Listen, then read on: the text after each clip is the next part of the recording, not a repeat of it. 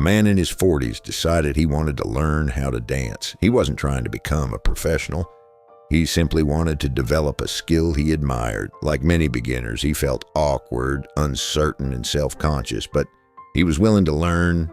His first teacher watched him for a while and then gave her assessment. She told him his instincts were wrong, his timing was off, his habits were bad, everything he was doing would have to be unlearned and rebuilt from the ground up. Technically, she may have been correct, but the effect was devastating. The task suddenly felt enormous. Progress seemed distant, improvement appeared almost impossible. Before long, he quit. Not because he lacked ability, not because he lacked interest, because he lost hope. Later, he decided to try again with a different teacher. This teacher saw many of the same flaws, but she approached them differently. She told him he already had a natural sense of rhythm.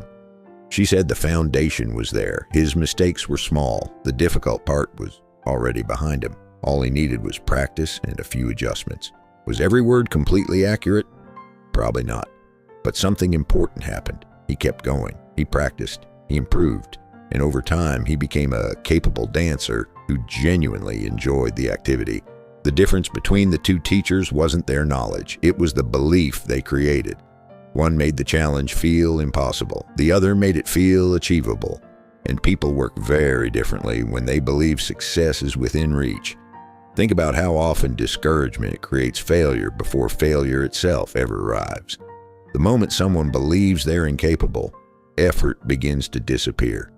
Why continue trying if you've already accepted defeat? Why invest energy into something you've been convinced you'll never master? This is why discouragement can be so damaging. It doesn't simply point out a weakness, it magnifies it. It turns a temporary struggle into a permanent identity. Tell a child they're terrible at math. Tell an employee they'll never understand the system. Tell a beginner they're hopeless at learning a skill. Eventually, many of them will stop trying to prove you wrong. Instead, they'll start trying to protect themselves from disappointment. Giving up begins to feel safer than failing. Now consider the opposite approach. Imagine telling someone they're closer than they think. Imagine pointing out the progress they've already made. Imagine helping them see the challenge as manageable rather than overwhelming. Suddenly, something changes. Effort returns. Confidence grows. Motivation appears. Because belief fuels persistence. Most people can tolerate hard work. What they struggle to tolerate is the feeling that hard work won't matter. The moment they believe effort can produce results, they're willing to invest much more of it. This principle applies almost everywhere. A student struggling with a subject, an employee learning new software, a child developing a skill, a beginner attempting something unfamiliar. The fastest way to help them improve is often not by emphasizing how far they have left to go. It's by showing them how close they already are.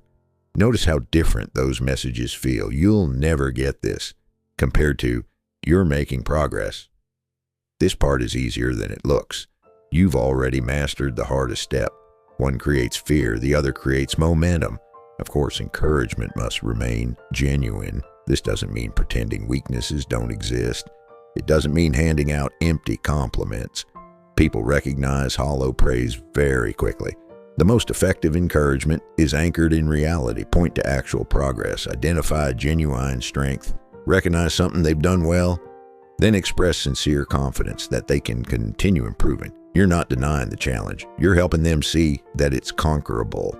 And that difference matters because fear often exaggerates obstacles far beyond their actual size. Many people don't need lower standards. They need lower fear. They need someone who can help them see the next step instead of the entire mountain. Here's the lesson.